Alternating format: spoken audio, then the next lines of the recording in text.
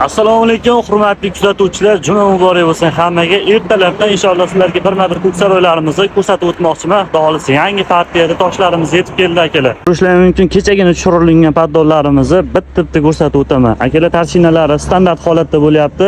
Razmerlari, bo'ylari bexijolat uyaltirib qo'ymaydi. Eng sifatli, kачественный narsalarni tavsiya etyapmiz. Gapni isboti mana yana bitta yukimiz keldi. Bexijolat kelaverasizlar. Agar beri tomonni ko'rmagan bo'lsangiz, endi ko'rasiz. Shunday bashilikka furusiz ko'ksaroylarimizga tartib uraverasiz akalar. Kelasiz, mana tanlab olaverasiz bexijolat. Shunday esiz olib kelasiz, yuklab beramiz. Xudo xolasa o'zingiz tanlab ham olaverasiz. Mana men tosh markaz bo'lyapti akalar. Ko'ksaroy nimaga bunaqangi ko'p olib keltiriladi desam, talab shunaqangi kuchli bo'lyapti. 60liga 40ligini olib keltirib qo'yganmiz. Hammasi A blok partiya bo'lyapti. O'zi sizga qaysi tosh ma'qul? Ko'ksaroymi yoki boshqa toshlarmi? Esengi davlatlardan keladigan tosh ham kerakmi? Mana bitta Hindistondan keladigan toshimiz, akalar, ko'ringlar, teksturasi dahshat va bomba. Eskitdan bilgan biladi, bu toshni ta'mirham bo'ladi. Tashinalar standart holatda bo'ladi akalar. Kelasizlar, mana shu mochinisini tanlab olaverasizlar.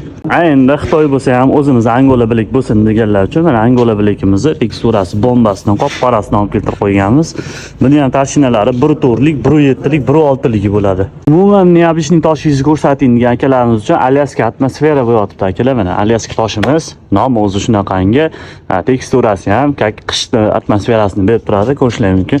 2 sant to'liq tashinasi bo'ladi, orqasidagi Tambraun slab toshi bo'ladi. Bu ham xuddi shunaqangi katta razmerdagi slab toshimiz.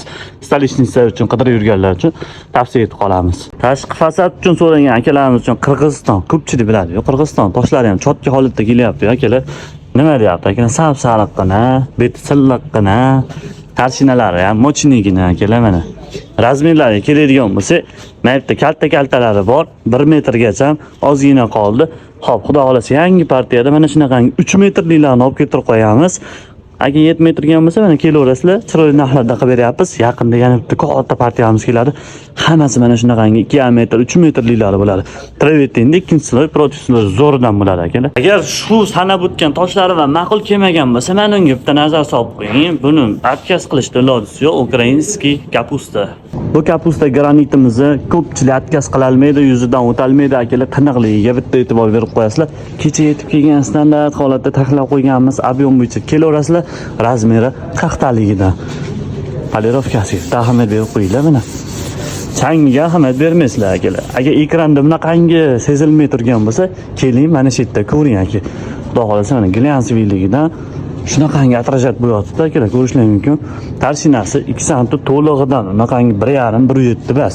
Bemalol kelasiz, razmerni o'lchab olaverasiz, bexijolat, hammasi bo'yma-bo'y standart turibdi akalar. Narxi esa, narxi ham xuddi shunaqangi o'ziga o'xshagan standart holatda optim narxda qilib beryapmiz. Kelinglar, dastavkalari bilan chiroyli holatda qilib beramiz. Granitlarimizdan tashqari Eron, Xitoy, yana bitta Xitoy, Hindiston, yana bitta Hindiston, O'zbekiston, Eron bo'ladi akalar. Xudo xolasa mana shunaqangi kafelarimiz ham bor, bemalol kelaveringlar.